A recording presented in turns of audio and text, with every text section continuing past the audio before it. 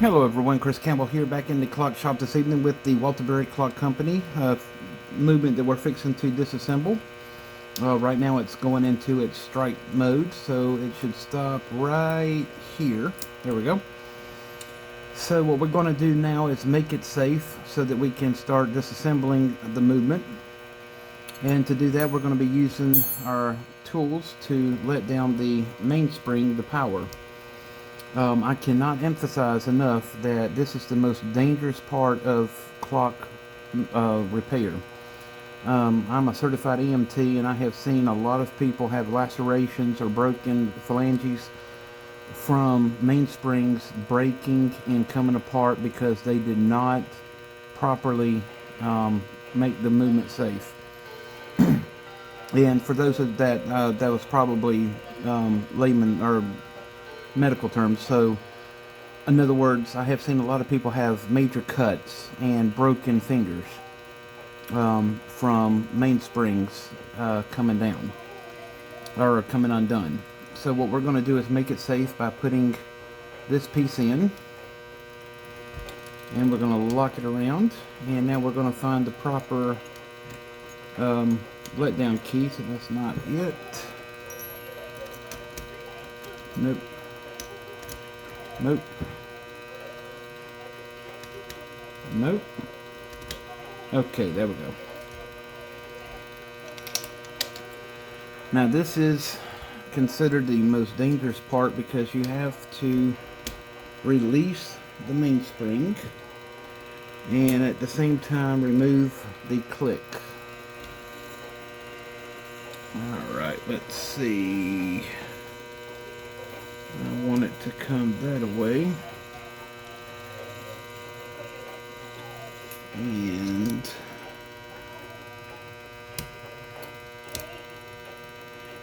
there we go. And basically I'm controlling the mainspring in my hand so that I can control the power and put all of the power into this ring. And I want to make sure that all of the power, there we go, gets let loose. Alright, so that side is good. Now we're going to do the time side.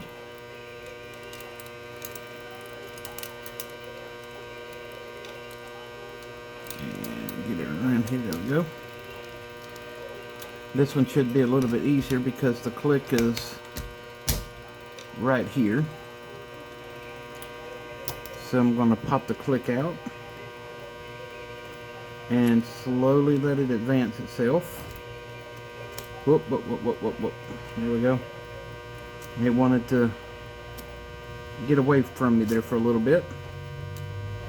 Make sure that the main, there we go, okay.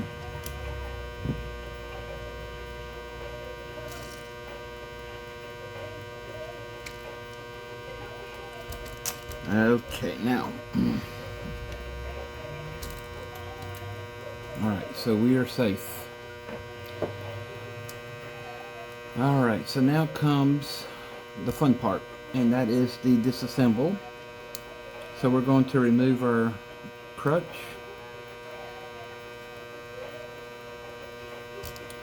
And let's see, we're going to start removing the top plate.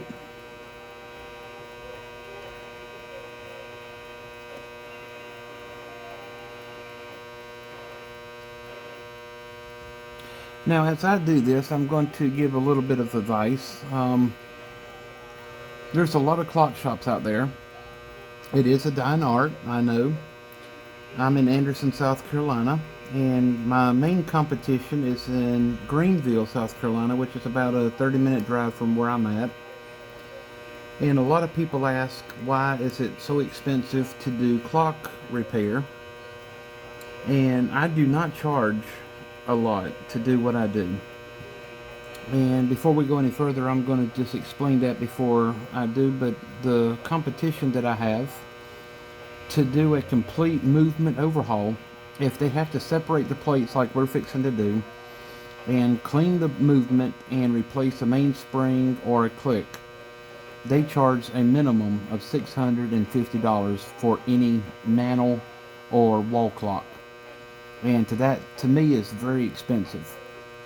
Here at my shop, to do a complete movement overhaul, whether it be replacing the mainspring, put bushings in, polishing the gears, which that's all included, I charge $250. And I do quality work. I get a lot of work in. I probably get in at least 8 clocks a week to do. But when they saw that I'm cheaper than they are, they said you have to put in your time and your tooling. Well, yes, I have about $30,000 in tooling that I use, but I'm not going to charge the customer a percentage of that tooling because I use it on a daily basis.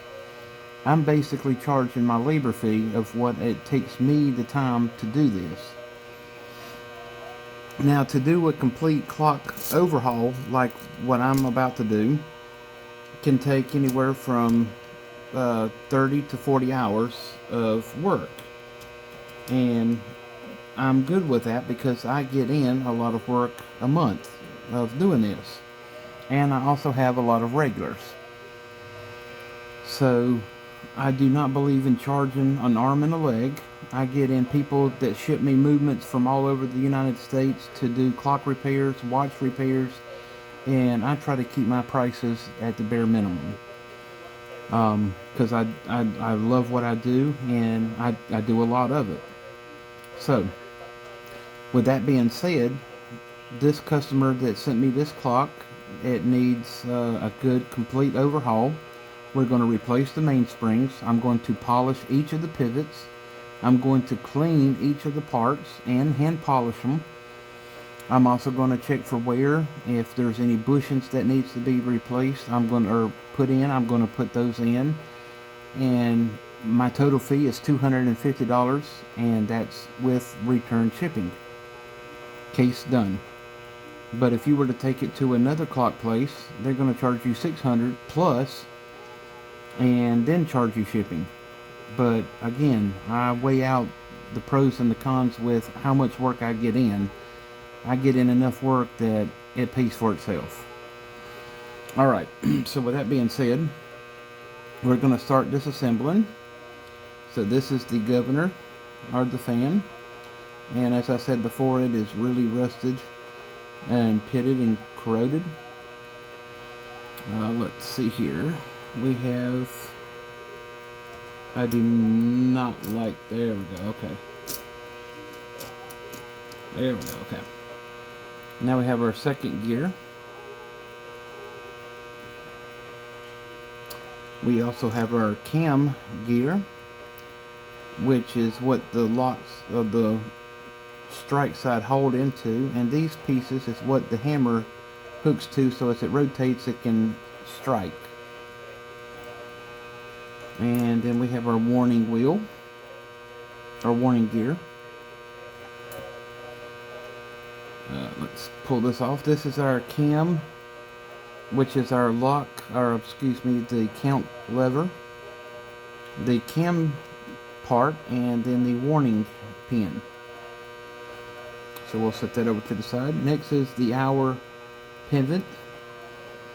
So we have the J hook, which is what sets the hour to get everything in strike. This is the warning hour that gets into place so that the warning wheel can lock into place. And then this is for the hammer, that it will get into its sequence so that it can strike for the hour. And then we have our intermediate gear, our center gear, which has got the cam for the half hour and the hour, and our cannon pinion, or part for the hour. Now on the time side, we have the great wheel here. We have our first wheel, so we'll remove it. or what is called the second wheel, I should say. Then the third wheel, third gear, and the fourth gear. And everything is really gummy. You can see how dirty and gritty, and I mean, it is really gritty. If I was to move my hands on it, it's really gritty. Alright, so now the great wheel. We will pull them off, which is now containing the mainspring, and I'm going to put the click back into place there, which is holding the mainspring. And the time side, or strike side I should say. And again, I'm going to put the click and the click spring back into place. We're definitely going to replace these springs because they are very dirty. Oh, and as a matter of fact, I actually see a crack right there. So that's not good. Alright, so we'll replace that. And next is the hammer that's broken. And you can actually see the grit that's just coming off on my fingers. This thing has not been serviced in a long time. So at some point somebody has broken off the hammer gong. And now that it's left is the back plate and the front plate, which is what's holding the escapement. So we're going to pull it through. And this one can sometimes be a little tricky. There we go. And it looks to be in good shape. It does need a good cleaning and polishing. And the count wheel. So we'll go ahead and pop this piece off.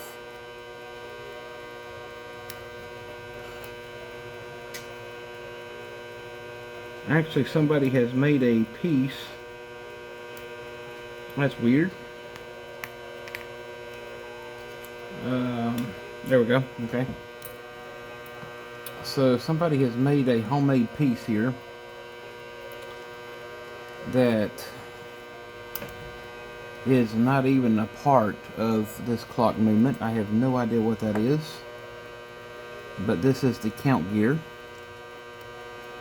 And what I'm going to do now is mark it. So when I go to reassemble it, I'll know that this is the correct time sequence that it needs to be in, because without that mark, if you were to put it in this way, you're going to be in trouble, because it's not going to, it would actually strike backwards. So we need to make sure that it's like that. And I'll polish it and make sure that that works. But that's the count wheel. Okay. So this is going to be a multi-process process. And we're going to get this clock back up and going for the customer. The gears seem to be okay. They just really do need a good cleaning and polishing. This pivot here is actually worn. It's got a lot of grooves, so that can actually hinder the clock from running smoothly. It can actually slow it down or make it stop completely.